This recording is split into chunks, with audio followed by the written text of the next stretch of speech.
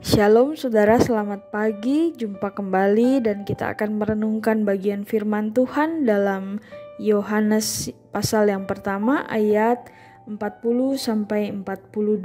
Bunyinya, salah seorang dari keduanya yang mendengar perkataan Yohanes lalu mengikut Yesus adalah Andreas, saudara Simon Petrus. Andreas mula-mula bertemu dengan Simon saudaranya dan ia berkata kepadanya, Andreas berkata kepada Simon Petrus, kami telah menemukan Mesias, artinya Kristus. Lalu kemudian Andreas membawa Simon Petrus kemudian kepada Yesus. Yesus memandang dia dan berkata, engkau Simon, anak Yohanes, engkau akan dinamakan Kefas, artinya Petrus. Saudara, singkat cerita, narasi ini menceritakan tentang perjumpaan Andreas pertama kali dengan Yesus, yang kemudian mereka dipanggil menjadi murid-murid Yesus yang pertama. Saudara, Andreas bersukacita karena dia melihat anak domba Allah itu. Andreas bergembira karena dia bisa berjumpa dengan Yesus Kristus. Tetapi saudara, kita melihat di dalam sukacita yang Andreas rasakan ketika dia berjumpa dengan Yesus, dia tidak ingin berita baik itu hanya dia simpan sendiri. Dia ingin berita baik ketika dia berjumpa dengan Yesus itu dia sampaikan kepada Simon Petrus. Kita lihat saudara, mungkin kisah-kisah nama Andreas di dalam kitab Injil tidak terlalu menonjol. Kita justru lebih banyak melihat nama siapa? Simon Petrus. Rasul Petrus itu merupakan rasul yang besar. Tetapi kalau kita melihat di dalam bagian ini saudara, sebenarnya siapa yang lebih dulu berjumpa dengan Yesus? Yaitu Andreas. Dan kemudian di dalam sukacitanya itu Andreas kemudian memperkenalkan Petrus dengan Tuhan Yesus saat itu. Kita melihat mungkin yang dilakukan Andreas itu hal yang kecil saudara. Tetapi di dalam perjumpaan Andreas yang kemudian di dalam perjumpaannya bersama dengan Yesus dan dia memperkenalkan Petrus kepada Yesus, kita melihat sikap yang dilakukan Andreas bahwa saudara tidak selalu orang yang vokal, orang yang pintar, orang yang menonjol itu dipilih Yesus untuk melakukan pekerjaannya. Kita lihat mungkin yang dilakukan oleh Andreas ini kecil, hanya memperkenalkan Petrus kepada Yesus saat itu. Hal yang dilakukan Andreas itu sangat-sangat kecil. Bahkan kalau kita melihat nama Andreas tidak disebut sesering seperti Petrus.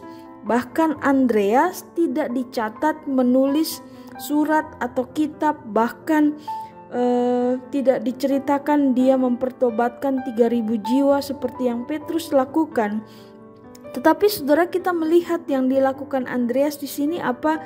Dia melayani orang-orang yang Tuhan izinkan untuk dipertemukan dengan dia.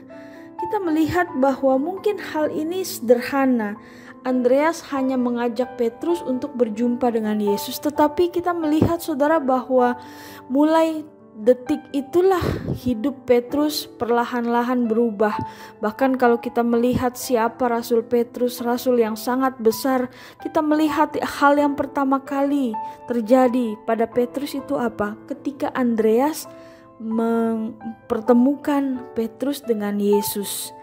Saudara, kita melihat mungkin sepele hal ini, tetapi tanpa sadar saudara, ketika mungkin kita berbagi Injil kepada orang, ketika mungkin kita berbagi kisah hidup kita yang bisa memberkati orang, mungkin itu sifatnya sederhana, sifatnya kecil, tetapi kita tidak pernah tahu bahwa mungkin kita bisa menjadi berkat untuk orang yang sudah kita layani saat itu, seperti yang Andreas lakukan ketika dia memperkenalkan Petrus kepada Yesus. Andreas tidak pernah memprediksi bahwa suatu hari nanti Rasul Petrus akan menjadi rasul yang besar, bahkan yang mau mati untuk Yesus Kristus.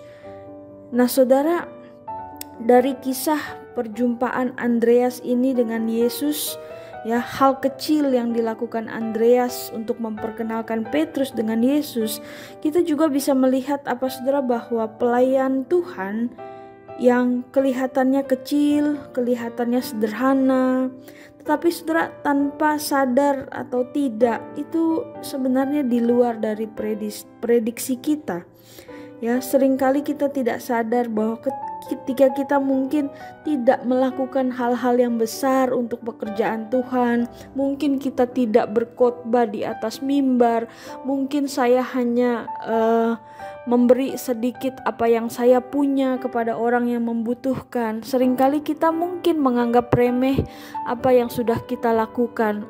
Terlalu kecil yang saya lakukan. Tetapi tanpa sadar saudara, hal kecil yang kita lakukan itu sebenarnya mungkin tidak sadar itu bisa membawa satu perubahan untuk kehidupan orang lain. Jadi saudara, jangan pernah anggap remeh untuk kita mengerjakan pekerjaan yang sebenarnya mungkin terlihat sederhana, tetapi ketika kita melakukannya dengan tulus untuk Tuhan, ketika kita melakukannya dengan hati yang tulus untuk bisa menolong saudara-saudara seiman kita, saya yakin seperti Andreas, dia tidak pernah memprediksi mungkin bahwa Rasul Petrus, orang yang diperkenalkannya kepada Yesus Kristus saat itu, adalah orang yang nantinya akan menjadi rasul yang besar, orang yang nantinya akan menjadi seorang martir, seorang yang mau mati bagi Yesus. Yang Andreas lakukan sederhana, tetapi dampaknya besar. Saudara, maukah mulai hari ini kita ketika berjalan keluar rumah kita bisa melakukan hal yang sederhana untuk saudara-saudara seiman kita, atau mungkin untuk orang-orang di luar yang kita temui. Hal kecil yang kita lakukan, misalnya mendoakan mereka, atau memberi sedikit uang, memberi sedikit makanan kepada mereka yang membutuhkan. Mungkin itu sepele, mungkin itu hal kecil, tetapi kita tidak pernah tahu apa dampak hal kecil yang kita lakukan untuk kehidupan mereka. Amin.